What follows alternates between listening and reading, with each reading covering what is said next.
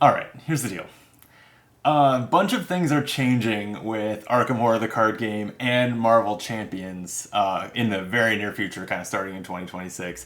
And I've seen a lot of doomsaying about it, essentially, like on Reddit and Discord, people claiming that these changes are going to kill the game, that FFG is preying on us with FOMO. I've seen content creators making kind of long, meandering videos, honestly, more on the Marvel Champions side, but talking about what a stupid decision this is and how it's screwing over new players. And I've never done a long, meandering monologue video, but I thought I'm going to try it. I'm going to turn on the camera and talk a little bit about what's changing and why I actually think you're going to be okay, the game's going to be okay, and everyone's going to be all right. I did bring a beer for the occasion. Let me take a sip. So let me back up a little bit.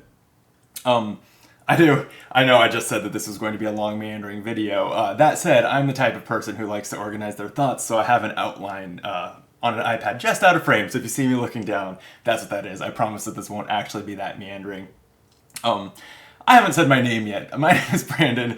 This is a YouTube channel called Optimal Play. If you're not familiar, we are a variety board game channel that does primarily playthroughs of all different games that we've been doing for years, so there's tons of them on the channel. Please subscribe if that sounds interesting to you. Also, Arkham Horror, the card game, is my favorite game. It's one that we've played a lot on the channel, and it's one that we have some other types of videos also covering on the channel, including card reviews, taboo lists kind of discussions. We even have a new series coming up as a little bit of a why am I blanking on the word for what you say at a funeral? A eulogy for some of the cards that are no longer going to be printed, that we're calling the Power Curve, where we are ranking every single card in the game ever. That series is going to be on the channel really soon, so check that out. If that sounds interesting to you, would really appreciate it. I've been playing Arkham for 9 years and Marvel Champions, and actually most of what I think I have to say in this video applies to both, but I'm going to almost entirely kind of frame it around Arkham, since I think that's the game that I play more, and that's what more of my audience plays because I play it more. They're the ones who are more likely to follow. So yeah, when I say Arkham, a lot of the time I mean Arkham and Marvel Champions here. I think probably because this is going to be an uncharacteristically positive commentary on the subject here, and because I am generally negative about a lot of things, I'm kind of a cynical person, that people are going to say I'm an FFG shill or something. So I just want to point out how harsh I have been on this game over the years. You can check out our card review videos. In our Drowned City card reviews, like, I blasted specialist cards. I think they flopped. I actually will probably circle back to that a little bit later on. But yeah, I've actually not been terribly impressed with the direction of the game, particularly sort of in the more recent years. Also, I declined to preview Drowned City cards on the channel this year. I had the files for some preview cards, sent them back out of protest for what a shit show that process was, and how some of the other content creators were being not being treated. I don't want to mean to be melodramatic, but it was just a mess, and I ended up opting out of it. And I say that only, that's the first time I've said this publicly, I said it only to say, I don't owe FFG anything. They don't owe me anything either. I'm just giving my actual opinion here, which is that everything's gonna be fine. So let me start at the beginning. If you're watching this video and you've made it, 4 minutes in already, and don't know what I'm referring to, let me explain that briefly, and then I'll get into some thoughts on it. So, for both Arkham Horror, the card game, and Marvel Champions, the card game, they call it Marvel Champions, the card game. I've never understood why there's the card name on the end of the title of that game. Anyway, for both of them, most of their products, the large majority, are being discontinued kind of now. The last 2 years or so are staying in print, and their core sets are staying in print. In the case of Arkham, also the starter decks. Everything else is going out of print. And the reason for that is primarily business driven. And actually, I have complimented them in some chats on Discord and stuff. I think that FFG was kind of impressively transparent about that. I think it's funny to see people almost on Reddit and stuff want to frame it as like it's some conspiracy. Like they're not really creating this format rotation in order to balance the game better. It's about the money. And I'm like, yes, they said it was about the money when they told us about it. They were honest. This was like a business daddy Asmodee decision for a number of reasons. And the designers are making the best of it by introducing a new format for playing each of these games. They're calling it the current environment, and the format that we sort of all play now, where we mash up dozens of expansions, everything that's ever come out, that's going to be called the legacy environment. The current environment for each of these games is going to be the last 2 to 3 years. I think it's supposed to be 3 years, but I think we can expect it to be, kind of fuzzy, and like release cadence on all these games is fuzzy anyway. But that last 2 or 3 years of content is going to be what's in print and hopefully readily available, and also it's going to be what the game is designed with that in mind. So they're ideally not going to print cards that sort of like, there aren't going to be cards in the next cycles that feel like an expansion to an archetype from the Forgotten Age, for example. Like just throwing out random stuff. They're going to look at that environment, balance cards around it, and also design, kind of assuming that that's what you have access to collect. Every product in all these games they've always celebrated. I don't agree with it in all cases, but they've always said that you can pick up any expansion and all you need is that in the core set. I think that is truer in some cases than others. I think that Hemlock Vale's player cards feel very much like an expansion to Innsmouth with the Bless and Curse. So I don't think that they've succeeded at that all the time, but that's always been the ethos. So in some ways, not much is changing. But what should be changing is that they don't have... They're not balancing around you having these 9 or 10 years worth of cards. So that's what's changing. It's these environments are kind of... people are probably going to use the word current to mean 2 different things, and it's almost annoying, I think, and it'll cause some internet arguments because people are talking past each other, where current can describe which products are in print currently, and current can also describe this defined format of playing these games where only the most recent cards are sort of valid in that format. And that is going to rotate over time. Each time a new year goes by, the 3 years ago will no longer be part of the current environment, and new products will come into it. So that's what's going on. A lot of people are really upset, or really, in my opinion, overreacting.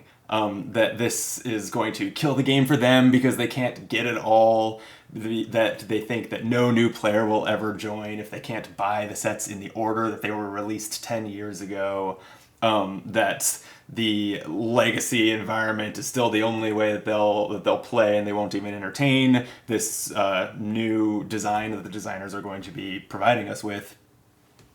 All those things. So I want to kind of retort those here and say why I think this is going to be all right. I'm gonna say, wow, I just looked at myself on the monitor. The pink hair sometimes catches me off guard. I'm recording this 2 days before Halloween, but I went to a Halloween party last weekend. I am Abby for Halloween, the Saja boy from K-pop Demon Hunters. So thus the pink hair. Not that I need a reason to change my hair color all the time, but it's real bright. And pro tip, if you're having a Halloween party, people who have colorful costumes don't appreciate it if your house party is very dark. I know dark feels like the vibe for Halloween, but some people have colorful costumes, and when the whole house is like dark with just like red light bulbs here and there, it doesn't do the costumes very, very much justice. But that's an aside. So, all right, as I scroll my outline here, as I talk about why this is kind of okay and why it is maybe the best decision for the game. I just want to kind of say up front here that I'm not going to argue with sort of the laws of capitalism here. I think that some of the problems that they're addressing here could also just be solved by throw more money at it, or accept making less profit margin on your products. They could take these out of print products and just put them as free PDFs online that we can print and play with. That's lovely, but it's not the way the world works. Unfortunately, and I'm not a big fan of what late stage capitalism is doing as it groans under its own weight here. It needs almost needs like a rotation or something to shrink its legacy. But that's a subject for another video. Actually, probably not one on this channel. But so anyway, yeah, some of these things I'm going to take for granted that just spend a lot more money to do it the way I would rather you do it is not the answer here. So I actually want to celebrate first. Arkham Horror, the card game, is about to become kind of far and away the longest running living card game. It's just about to pass where Lord of the Rings was at about 9 or 10. So Arkham will hit 10 years in 2026. At 9 years and change was where Lord of the Rings went on sort of an indefinite hiatus. And then a year or two later, they started releasing the repackaged boxes that, if you've been paying attention lately, are probably what you're familiar with. And now they're done with those, and seemingly just, I don't know how much they're keeping them in print. They're kind of letting that game drift away. So Arkham is about to leave it in the dust. Arkham is going to be in uncharted waters. It's going to have provided us with more content over a longer period of time than any LCG, and I think even outside of the Fantasy Flight Games LCG trademark, I'm not aware of any other game that really comes close either. So it's in a really unusual situation. I mean, you can compare, Magic the Gathering and stuff. CCGs, obviously, two things. They're a different type of product, and they do rotate. So it's interesting that this is following in its footsteps.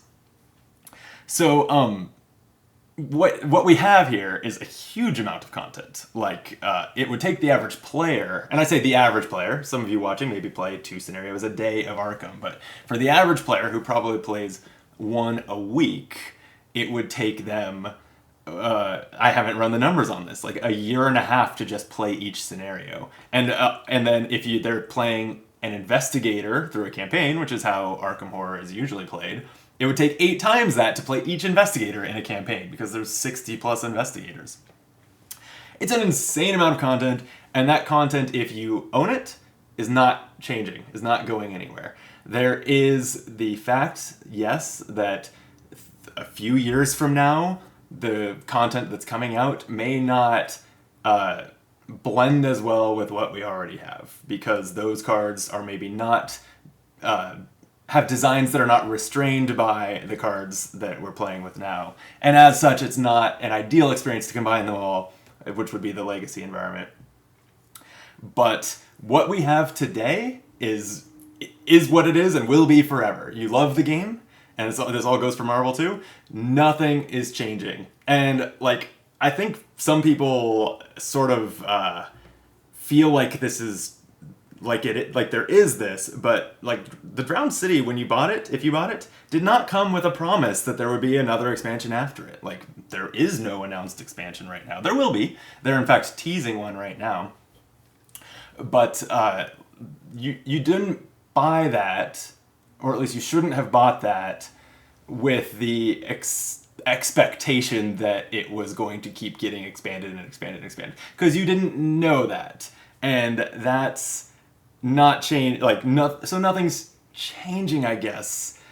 Future cards are going to feel a little less compatible with what you bought, but there might have been nothing. I guess is what I'm saying. So for me, I'm just happy that the game is doing what they feel that it needs to do to keep going, so that I do have more Arkham Horror to keep playing after the Drowned City, even though it's going to have a little bit different shelf life is not the right word, because I was just saying it will live forever on your shelf, but a little bit less zeitgeist time. I'm not sure how to phrase what I mean there. And then new players that you introduce to the game, you can still introduce new players to the game, I guess is what I'm saying. For one, my experience is that when I teach a new player a game, like I don't think that I've ever sold anyone on a copy of Arkham Horror the card game. I think I've taught it to plenty of new players. They've enjoyed it. They've been more than happy to come back and keep playing with me. But that's exactly what my experience is they're more than happy, and they do keep coming back and playing with my cards. So when I see people kind of in a sky is falling thing, it's like, oh, I was just about to teach this friend the game, but now I'm not even going to bother because they wouldn't be able to buy all 25 expansions and have their own collection. And I just don't think that's real. Like that's not the reality. I don't know. Let me know in the comments. But I'd be like, Arkham is, if you teach a new friend, not a new friend, if you teach a friend how to play Arkham, making them a new Arkham player, a big part of the fun that they had with it was probably playing with you. So probably the best case scenario for them is to keep playing it with you. What they want is not necessarily to go out and be able to fill a closet with their own copy of the game. They want to keep enjoying it with you, their friend. And that doesn't change. And so again, I just want to say, like, that's still there, even if the game were to die, to stop releasing content now. That would still be the case. And even though they won't be able to buy the Circle Undone, they can play it with you. And they should. It's a fun campaign.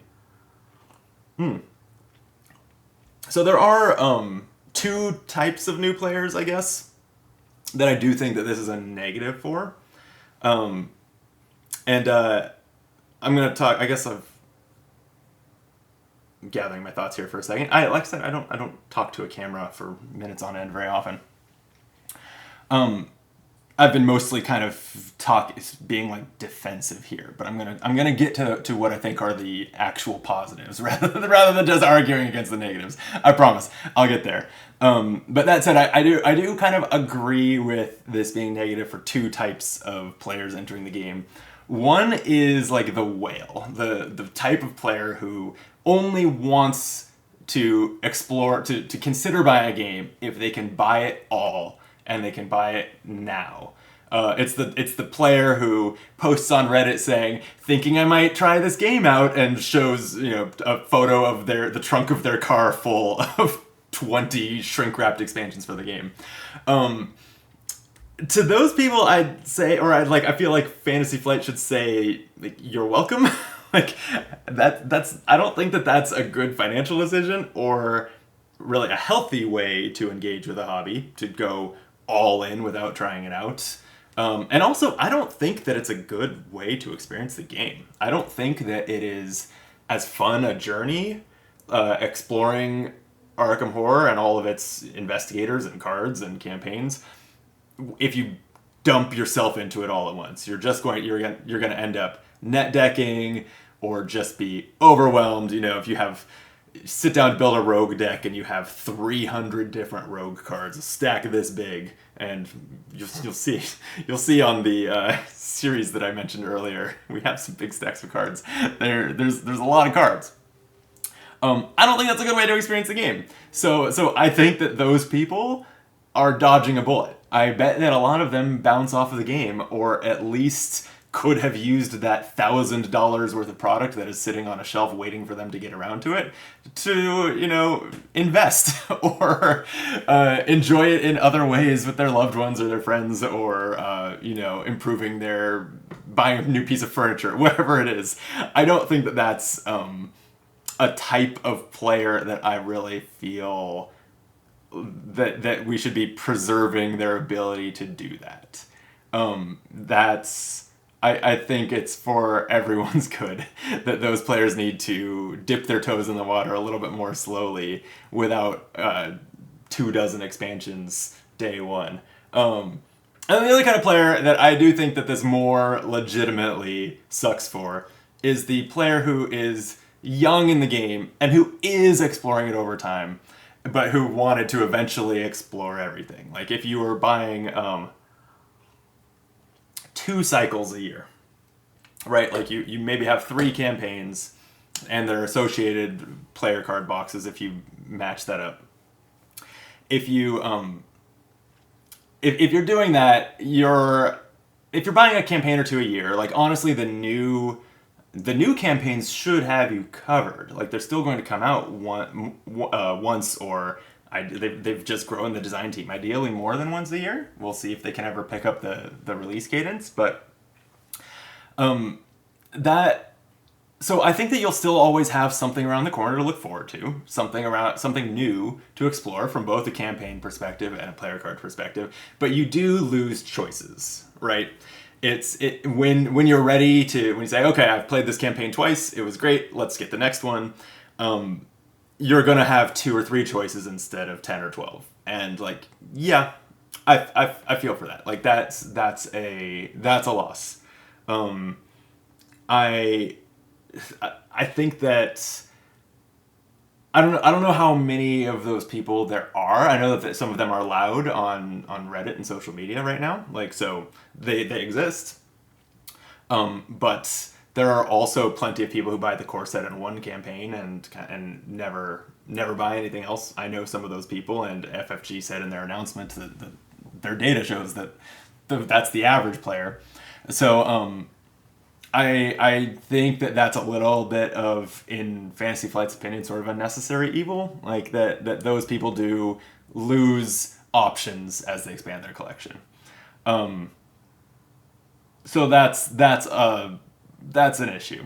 But I will say to both of those types of players I just talked about, the day one whales and the overtime collectors, you were not, at least as of now, 2025, you were not going to get a complete collection. At least not without going to the secondary market, which was already going to be there.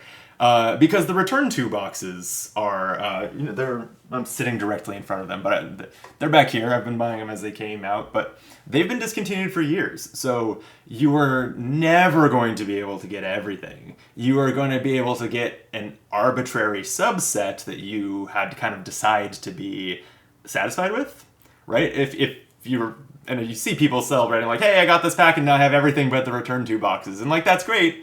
But that's still a thing you can do, right? You can still start now, and then eventually, after buying over time or buying a collection or whatever, you can have everything, that was current from 2025 onward, right? Like, you can still have a complete, like, subset of the game, and you just have to change what that is. But, like, that completionist mindset that I know plenty people either sort of are victim of or enjoy.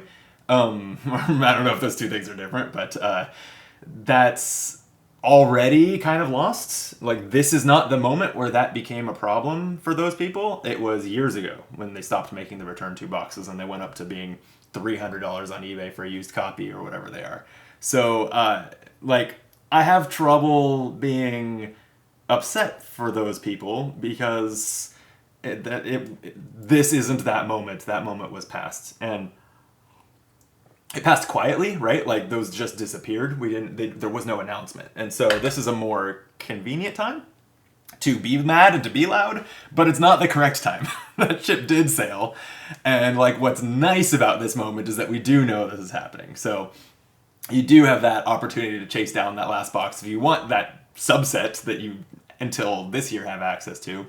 If you want to complete it, like, you have the heads up, right? It's not, these aren't quietly disappearing, they're loudly disappearing. And that's cool. So I'll give it that.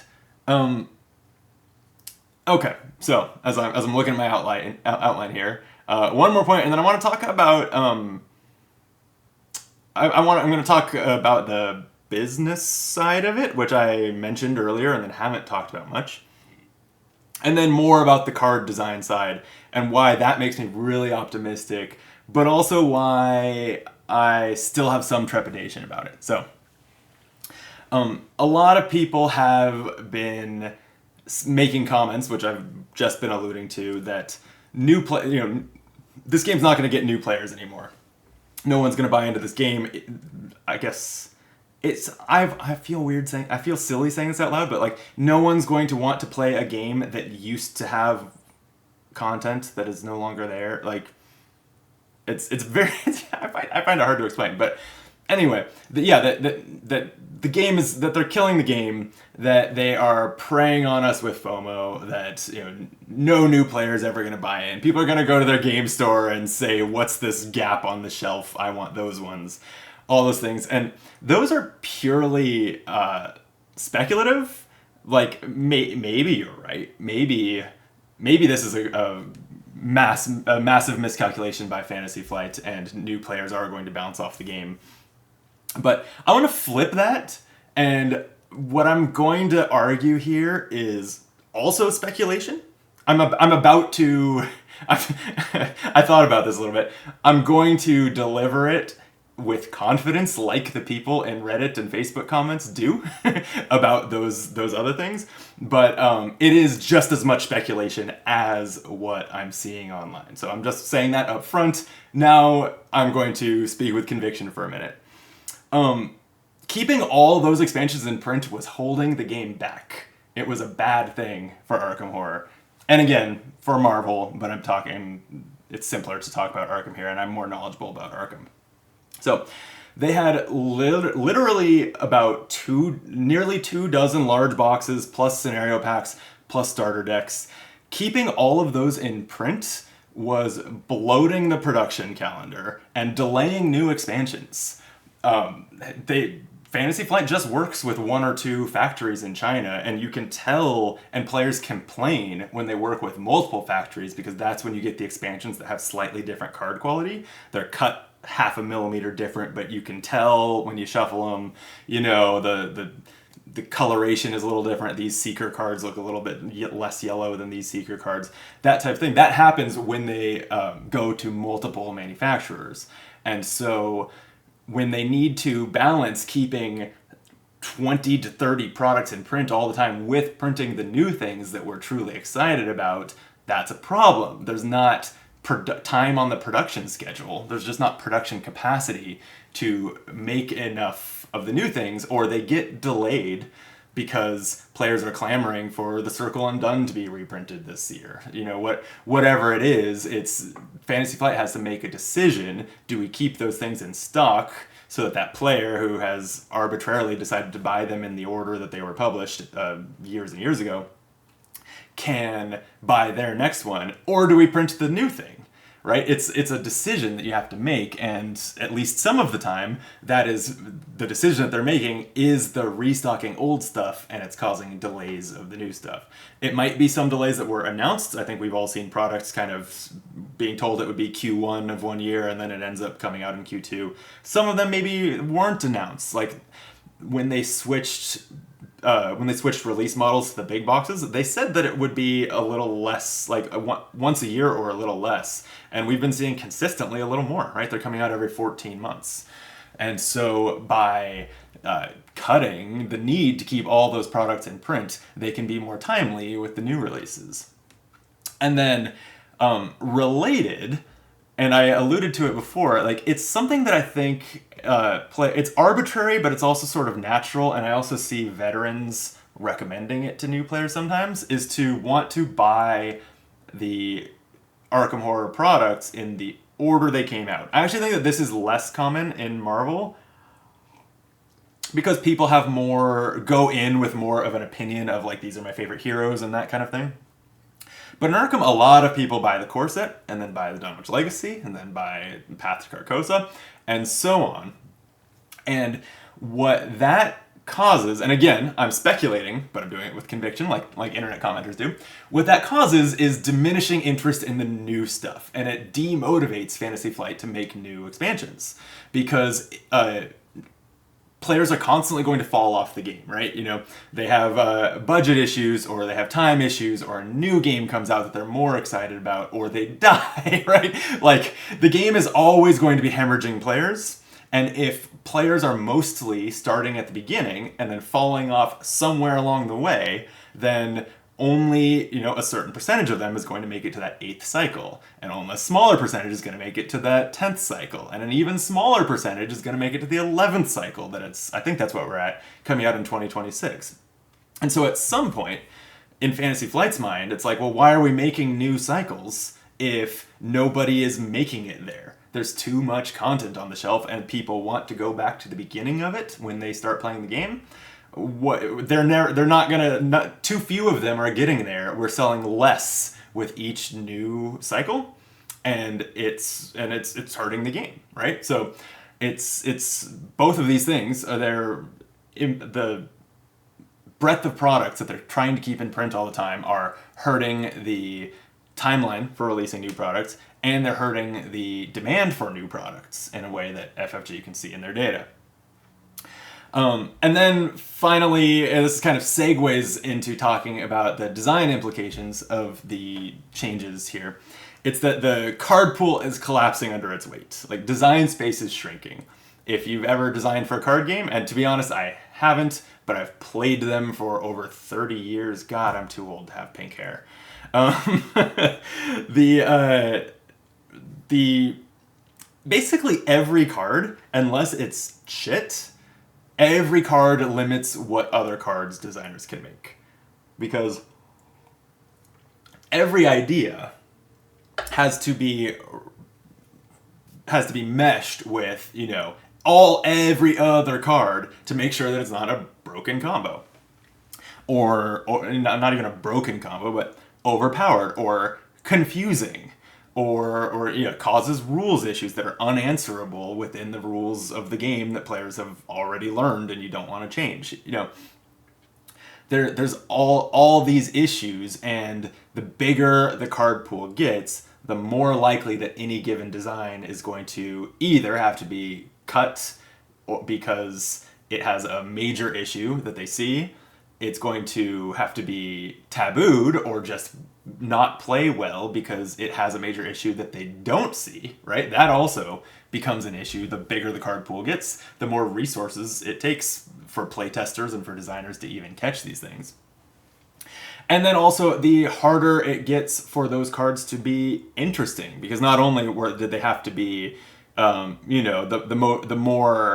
the bigger swings, the more outlandish design ideas maybe didn't work because the card pool was limited, but they also have to, you're only building a 30 card deck, and when you have 1,500 cards to choose from, what's a new box of a few more cards gonna make a dent in what that 30 card deck should be? So those cards need to either be tuned to be strong, like stronger. I mean, I'm talking about, I guess, power creep is kind of what that is. Or they are going to come out and feel underwhelming because they're a drop in this bucket of just more cards that accomplish things that you already could do, but maybe not as well as you've already optimized it. And I think we're seeing it with, I alluded earlier to, I think that the specialist cards in the Drowned City were a failure. Like high Fantasy Flight designers watching it, love you, didn't like those designs. And I think part of it was they were trying to be too much. Like, I think when I'm trying to articulate this, I guess, the game has 60, maybe 70. Some of these numbers I should have just checked before recording this, but has a lot of investigators. And so I think that when the designers evaluate an idea that they want to try, a big new thing, like specialist cards, they were supposed to be sort of the highlight of the box. They have a new frame that looks cool. They add a new layer to deck building. They feel like every past investigator, like all 60 of them, need to be able to play with those toys. And so you end up with the scattered mess that was these specialist cards, right? It was like dozens of traits intermingled in all different ones. Every card had to cover 2, 3, 4 traits, which not only makes them very confusing to kind of internalize who can run them when you're looking at your collection, but it also means that they were a big flavor miss, in my opinion. Like, Blood of Kinyan was a specialist card that was an attack that I think it used your willpower, and it rewarded you for having a lot of empty arcane slots.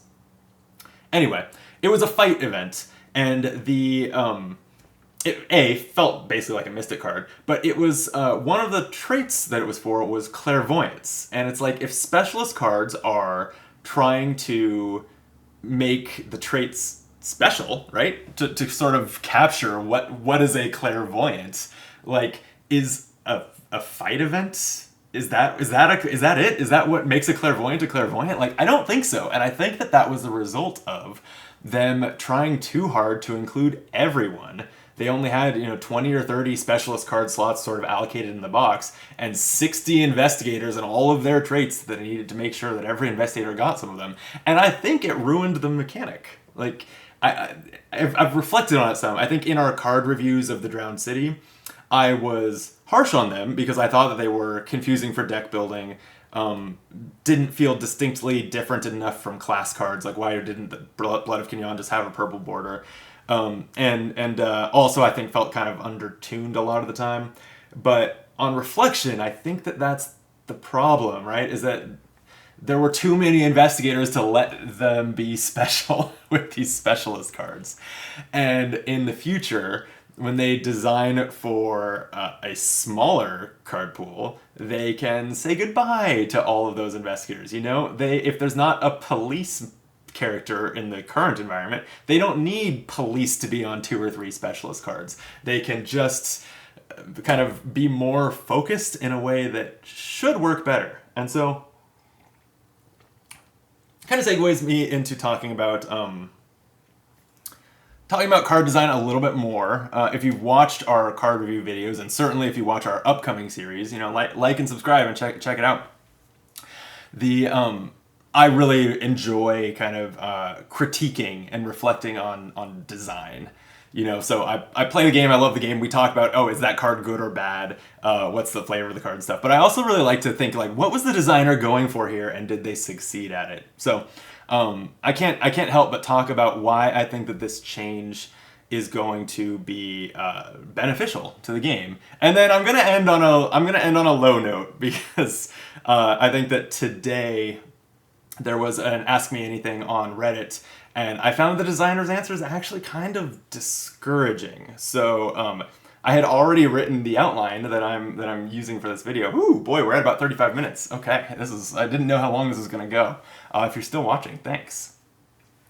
I added a bullet point to the very end of the outline because I actually was like a little bit discouraged by some of their answers, but we'll get there. So let me give some more examples, actually. And my outline here, thank you, Past Brandon, just says give some examples, but about how, like some concrete examples of how the huge card pool limits design space. Because I already said that, like, every card had to be checked against another card, but let me give some examples. The one, and I think Duke said it in the Reddit AMA, as well, but the obvious one is Fine Clothes, right? Like, Fine Clothes is a cheap, neutral item. Every investigator can take it, and it's in a slot that's not usually all that competitive with kind of cards that are core to anyone's archetype taking up that body slot. And it makes parlays extremely easy. -2 to all the difficulty, sometimes reducing them to 0. And so all parlay cards, which is one of the 4 kind of main tags, like along with fight, investigate, move. It's one of the 4 like main action tags that appears on cards. Every parlay card had to be designed around that, which means that the parlay cards that we got alongside Alessandra and throughout the life of the game have all been sort of tuned to be weak, and tuned to have fairly challenging difficulties on their skill tests, because if you have Fine Clothes, then all these cards are too good. They're just going to be trivialized. And then that means, all of a sudden, now you have to run Fine Clothes, right? If you want to play with those, and you want a different body slot card in your deck, like, too bad. You need Fine Clothes. And then you're just going to cruise with those cards. And so it made for a worse product. Like, it made for Alessandra a less interesting investigator, because the cards that were designed to be primarily for her were not good unless you had Fine Clothes, which caused you to always have to A, include them in your deck, and B, play this style where you're terrible until you draw your Fine Clothes, then you play it and you're great. And it's just samey from game to game, right? and not just samey, but also at the whims of kind of the shuffle of the deck in a way that is not. I mean, it's fine. People build decks all the time that are built around a card and have that aspect to them. But for an investigator to always be like that is a huge bummer. So, another one though that wasn't just mentioned by the designers is like quick thinking. That actually obviously did come out. It's the rogue skill that if you succeed by 2 or more, you get to take an extra action. But that was immediately tabooed, which means probably shouldn't have been printed. Like, it was a mistake to print because of Amanda. Or at least it was a mistake to print in its form. Because Amanda could take that skill card, tuck it under her, and use it on every single action, gaining another action, and her turn going infinite. You know, with a 1-card combo, she can just take infinite actions. Obviously, she'd eventually draw the auto fail. Like, it's not, you know, not guaranteed, but it was a problem. It was one that the designers missed, or at least underestimated.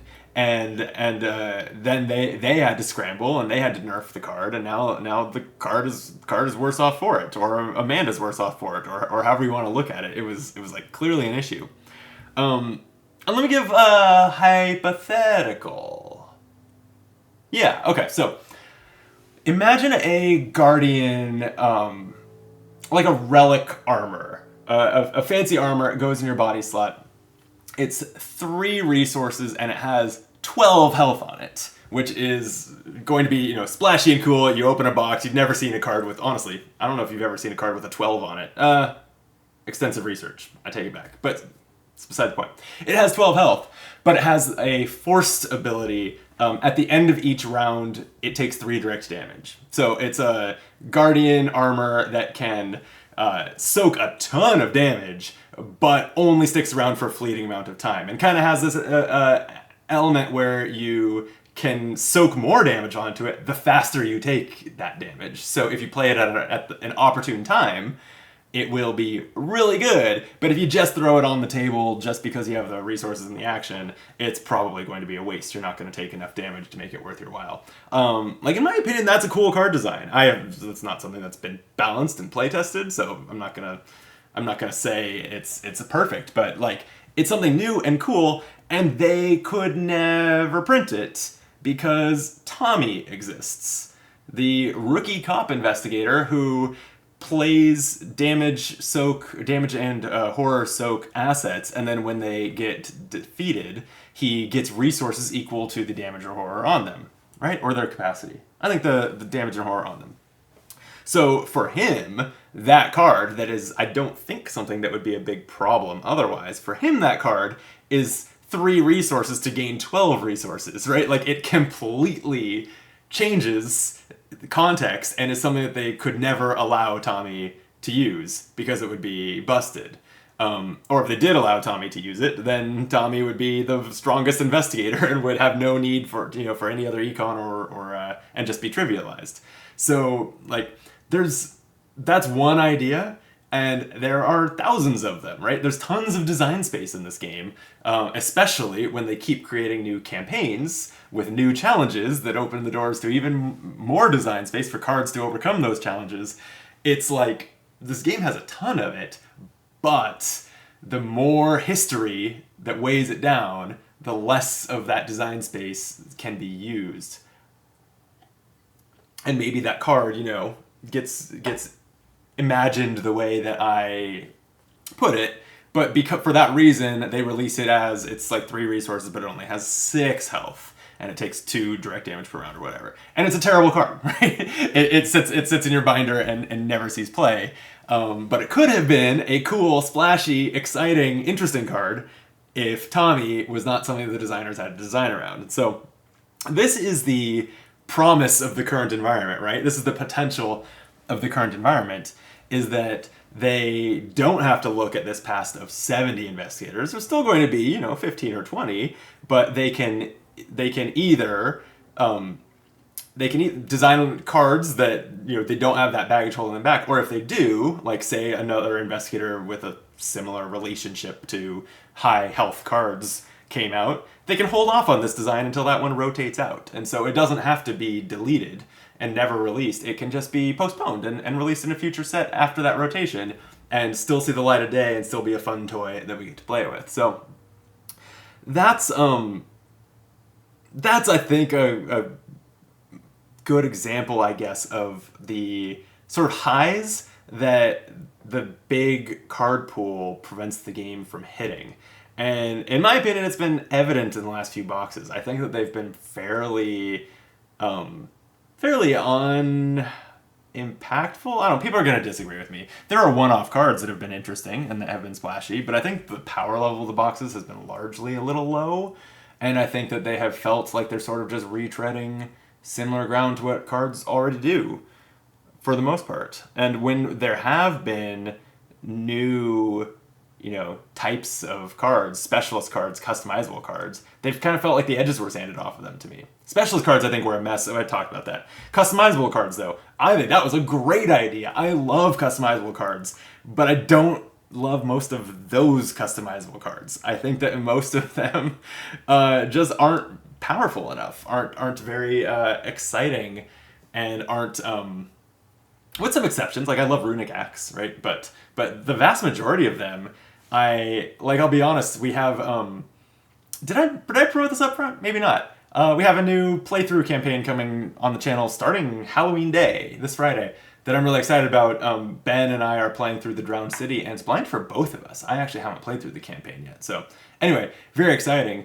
There were so many customizable cards that I wanted to, or that I had never used, that I sat down to build our decks for that campaign with my plan being, I'm going to pick 2 customizable cards and build investigator decks around them. Like, find 2 cards that excite me that I haven't used before, choose investigators that they'd be good with, build decks that support them, and plan to spend, 10 experience on those from each deck in the early part of the game on those customizable cards. I spent an hour looking through all the customizable cards and gave up. Like, none of them were inspiring to me. And the ones that were, I've already used before, like Runic Axe, and I think Damning Testimony, I think I've got nothing against. But, yeah, for the most part, like... And I'm not in the designers' heads. I don't know why those were undertuned and kind of under-inspired, but I think that the big card pool was a big part of it. Okay, I'm sorry. I was supposed to be positive in the design part. I'm being negative, but the flip side is that I think that these problems should be way diminished with the current environment. That the things that are holding back will disappear, and as a result we should see more adventurous designs, more powerful designs, just more fun, exciting cards. And then one other kind of aspect that I think would be interesting is that when you're playing with a rotating card pool, and also campaigns aren't really related to the current environment per se, but they will be in print.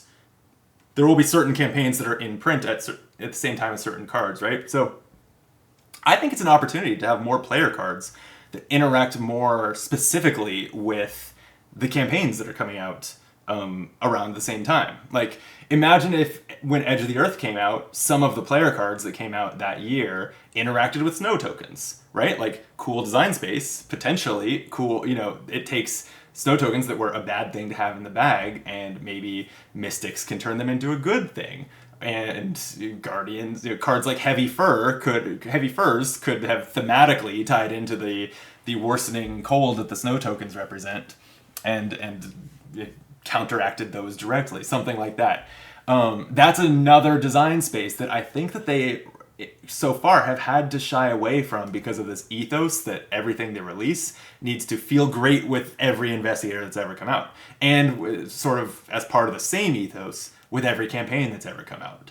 And I hope that in the new world, I'm talking with my hands a lot here, aren't I?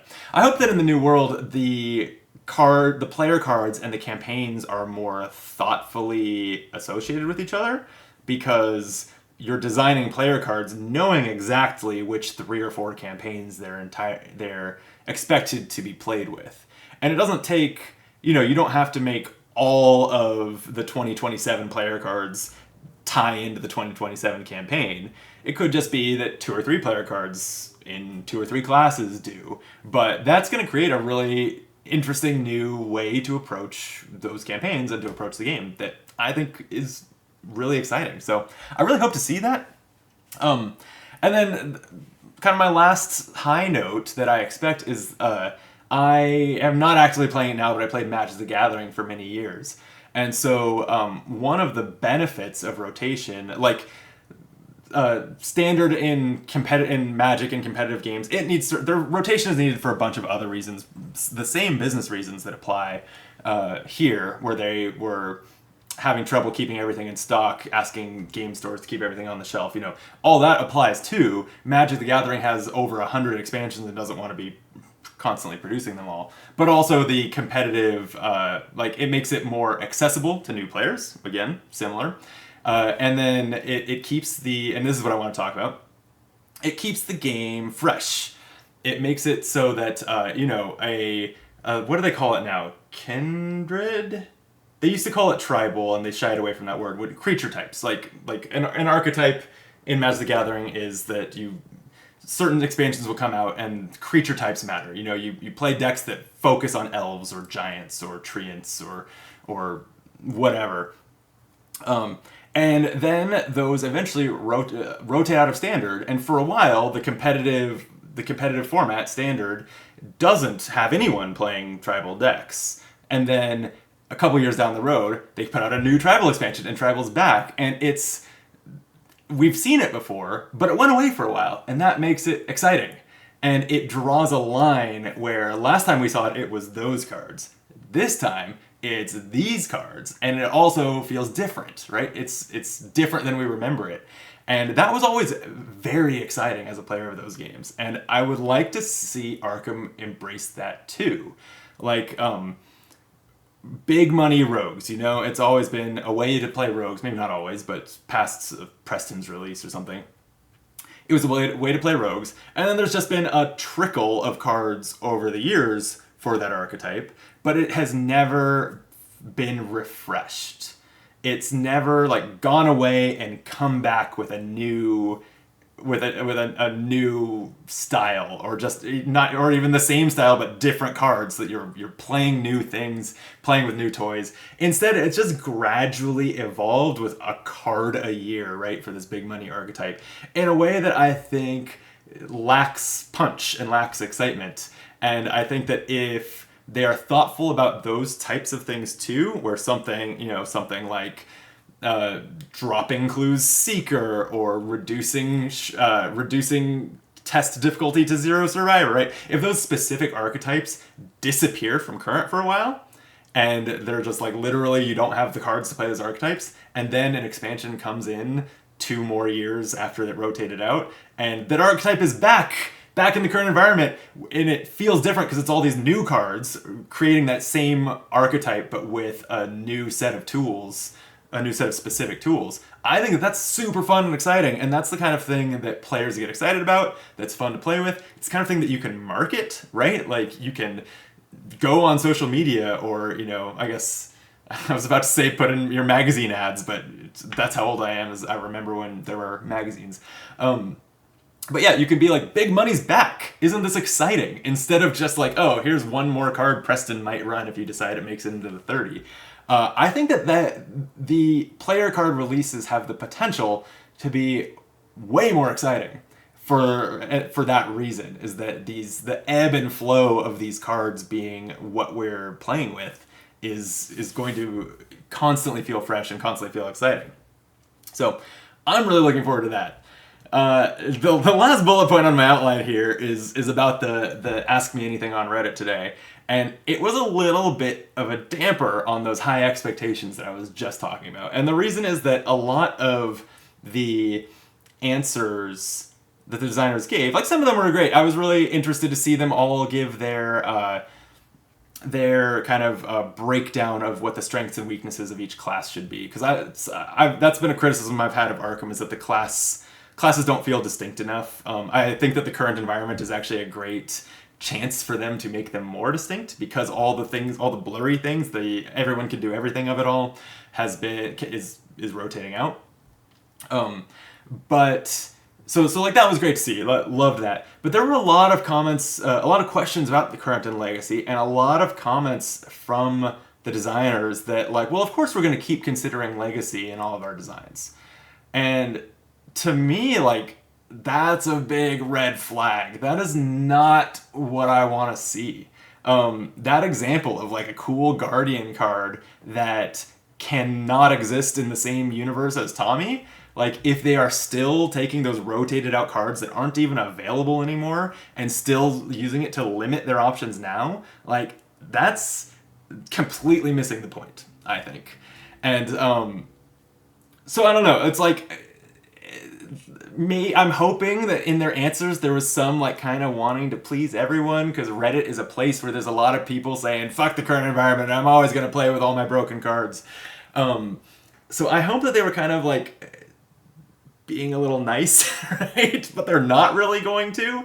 To me, the current environment is just such an exciting potential refresh for the game that if they are still choosing to let that baggage weigh them down, I think that that's going to be hugely disappointing.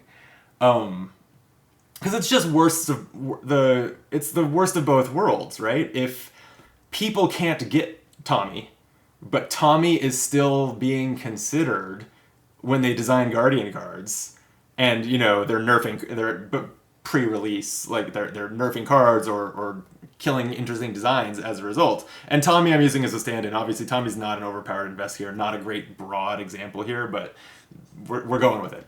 If the past continues to kind of hamper their design space, even though they're supposedly designing for this rotating format, like, ugh, I think that is going to go badly. So I really hope that that's not really what they're going to do, I guess.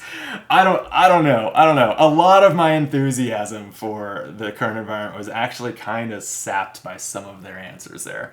So I don't know. I've been really critical of the direction of the game for a while, and that is one thing that when I first saw this announcement and kind of digested it about the current environment, and I got more excited about it, I had to sort of temper my excitement, because what I remembered was the same people who were designing the last few boxes that I've been underwhelmed with are going to be designing the next few boxes in the current environment. And if the things that were keeping new things like specialist cards from landing very well, and that were keeping cards feeling a little samey and a little weak, at least this is all my opinion, of course, then if that wasn't like, if the reasons for that weren't what I'm describing, and were that the designers don't feel like making big swings, or don't I don't know, misjudge power levels too often, or that kind of thing, like that, this isn't going to fix that. And so that's been on the back of my mind, right? So what I was looking for was for the designers in that AMA to celebrate the current environment and the opportunities that it presents them. And that wasn't what I saw. It was very ho-hum, very like, don't worry, we're still gonna make sure your old sets are balanced. And I think that's going to fucking suck.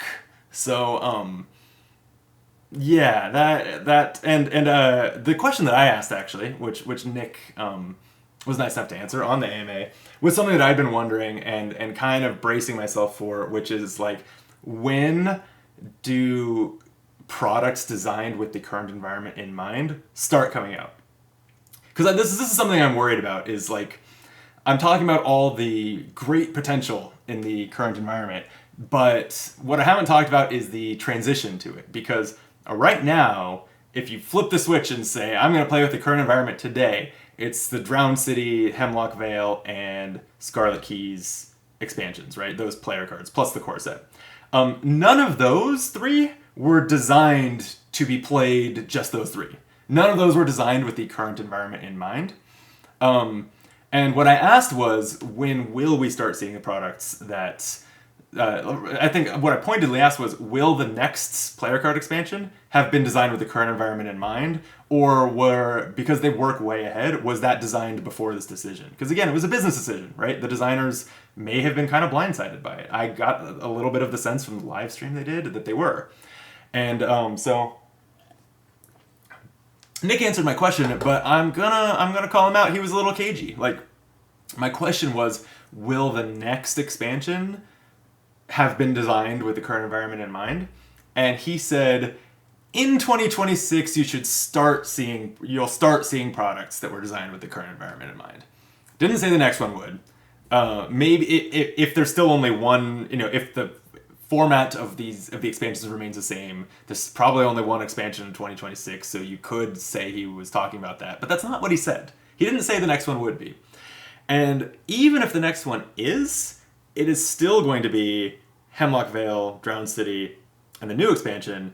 Only 1/3 of that will have been designed with the current environment in mind. And I think that will still be a kind of shitty current environment.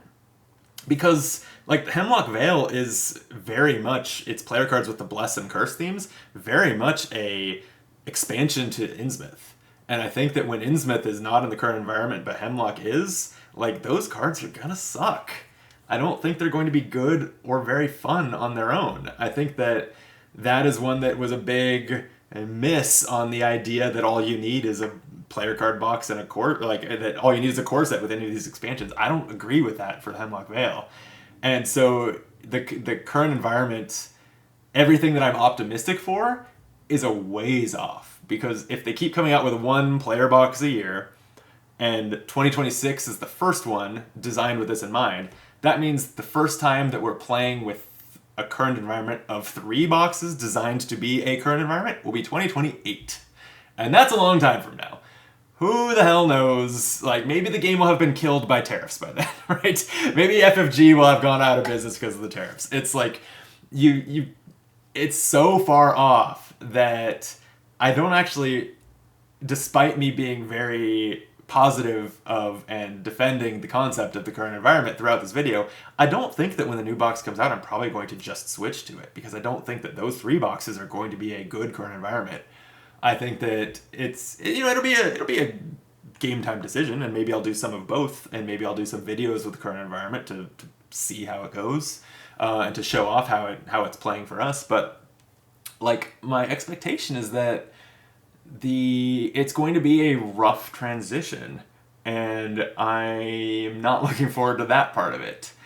I think that Marvel will probably be the same way, right? Like, I am not as like, I would have really struggled to give examples for Marvel Champions for how its large card pool is restraining its designs. If anything, Marvel Champions lately has had kind of really more interesting than ever heroes and stuff. So maybe it wasn't as big of a problem there, but it'll be the same thing, right? Where the cards that are in the current environment were not designed to be in a restrained environment, and so it's gonna be weird. It's gonna be weird. I think it'll be good. I think it'll be good in the end, but we just need to get kind of through the transition period, and we need the designers to lean into it, not away from it. And I'm hoping that 3 years of Arkham go by fast, and we land at a really great, exciting place, and I think we can. The question is, will we? My expectation is yes. I think that Fantasy Flight has a history of putting out great games that I've loved. The individuals designing it are very smart, capable, talented people. Like, I have every expectation and hope that in 2028 we're going to be loving playing in the current environment, but it's just going to take a minute. So anyway, I can't believe that I went an hour. I really thought this was going to be a 20 or 30 minute video. So if you're still watching, thank you. Let me know your thoughts in the comments. Be nice. I know that I made this video to, like, kind of pointedly disagree with a lot of you, so I realize I kind of have it coming. but I don't want a whole lot of fighting in my comments. Please. That said, I appreciate your comments. Appreciate your likes and your subscriptions. And yeah, I think I just want to say as sort of a closing that, like, we're here to have fun. Gaming is fun. It's a way to, whether it's a puzzle that you play solo or whether it's having a blast drinking beer and, fighting Byakis with your gnocchi meets Byaki. Fighting Byakis with your friends. Like, it's supposed to be a good time. And even though I gripe about it sometimes, like, I always come at it from that mindset. And I just want to continue to expect it to be a good time, and to continue to go into it expecting a good time, and like not be a downer about the future because there are some changes to what store shelves are going to stock. Like that's not what matters. What matters is that this game is great. These games are great. We're going to keep getting more of them, seemingly in perpetuity, and that's awesome. And that this can all be for the better and not for the worse. So I'm gonna leave you with that. Thanks again. I'll see you on. I'll see you Friday, Halloween, for the start of our Drowned City campaign. Till then, be optimal.